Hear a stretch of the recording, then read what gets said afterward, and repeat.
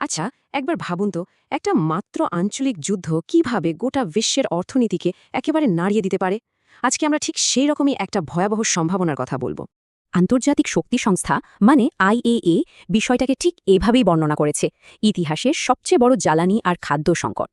মানে বুঝতেই পারছেন পরিস্থিতি কতটা গুরুতর হতে পারে। কিন্তু প্রশ্ন হলো, একটা মাত্র যুদ্ধ কিভাবে এত বড় একটা সংকট তৈরি করতে পারে। চলুন এই বিশ্লেষণেই আমরা ধাপে ধাপে দেখি কিভাবে ছোট্ট একটা স্ফুলিঙ্গ থেকে শুরু হয়ে এর অভিঘাত পুরো বিশ্ব অর্থনীতিতে ছড়িয়ে পড়েছিল। তো ঘটনার শুরুটা হয় ২৮ ফেব্রুয়ারি ২০২৬-এ। মার্কিন যুক্তরাষ্ট্র আর ইসরায়েল একসাথে ইরানের ওপর বিমান হামলা চালায়। আর এর জবাবে ইরানও কিন্তু বসে থাকেনি, তারাও উপসাগরীয় দেশগুলোতে থাকা মার্কিন ঘাঁটিগুলোর ওপর পাল্টা হামলা করে বসে।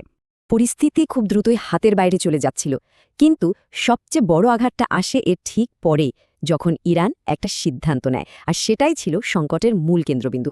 ইরানের ওই একটা পদক্ষেপ, একটা অত্যন্ত গুরুত্বপূর্ণ সামুদ্রিক পথ বন্ধ করে দেওয়া, সারা বিশ্বের সাপ্লাই চেইনে একটা ভয়ঙ্কর ধাক্কা দেয়।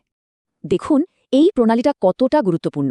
এটাকে বলা হয় বিশ্বের শক্তির ধমনী, কারণ পৃথিবীর মোট তেলের প্রায় ২০ ভাগ, এলএনজির ২০ ভাগ আর ইউরিয়া সালফারের মতো সারের উপাদানের প্রায় অর্ধেকই এই সরু পথটা দিয়েই যায়। আর এর ফল, বাজারের অবস্থাটা দেখুন। রাতারাতি তেলের দাম ব্যারেল প্রতি $১২০০ ছাড়িয়ে গেল। মানে চারদিকে তখন শুধু আতঙ্ক আর আতঙ্ক। চলুন এবার দেখা যাক এই ঘটনার প্রভাব কিভাবে ছড়াতে শুরু করে। প্রথম এবং সবচেয়ে বিধ্বংসী ঢেউটা এসে লাগে সরাসরি উপসাগরীয় দেশগুলোর ওপর। এতদিন ধরে উপসাগরীয় দেশগুলো নিজেদেরকে একটা নিরাপদ আর আধুনিক জায়গা হিসেবে তুলে ধরেছিল, কিন্তু এই যুদ্ধটা তাদের সেই চকচকে পর্দার আড়ালে থাকা দুর্বল অর্থনৈতিক মডেলটাকে সবার সামনে এনে দিল। অনেক বিশ্লেষক এটাকে বলেন গল্পের সমাপ্তি। এর পরিণতি ছিল ভয়াবহ। খাদ্য আমদানি প্রায় বন্ধ, দাম আকাশ ছোঁয়া, পানীয় জলের উৎস হামলার মুখে। বড় বড় এয়ারলাইন্স ফ্লাইট বন্ধ করে দেয়, আর লক্ষ লক্ষ বিদেশি কর্মী মানে প্রবাসী দেশ ছাড়তে বাধ্য হয়। একটা আর্থিক সংকট মুহূর্তেই মানবিক বিপর্যয়ের চেহারা নিল। এই অভিঘাতের ঢেউ কিন্তু শুধু উপসাগরীয় অঞ্চলই থেমে থাকেনি, এটা খুব দ্রুতই বিশ্বের সেই সব দেশে ছড়িয়ে পড়ে যারা জ্বালানির জন্য পুরোপুরি অন্যের উপর নির্ভরশীল। ইউরোপের অবস্থা তখন বেশ খারাপ। এমনিতেই শীতের কারণে গ্যাসের মজুদ কম ছিল, তার উপর কাতার থেকে এলএনজি আসা বন্ধ হয়ে যাওয়ায় গ্যাসের দাম এক লাফে প্রায় দ্বিগুণ হয়ে গেল। এই ভয়ঙ্কর মূল্যবৃদ্ধির কারণে ইউরোপীয় সেন্ট্রাল ব্যাংক স্ট্যাগফ্লেশনের ব্যাপারে সতর্ক করে দেয়। মানে একদিকে মুদ্রাস্ফীতি আর একদিকে অর্থনৈতিক মন্দা। জার্মানি আর ইটালির মতো বড় অর্থনৈতিকগুলো মন্দার ঝুঁকিতে পড়ে যায়। আর এশিয়া, উপসাগরীয় জ্বালানির সবচেয়ে বড় ক্রেতা হওয়ায় এশিয়ার ওপর এর প্রভাব ছিল মারাত্মক।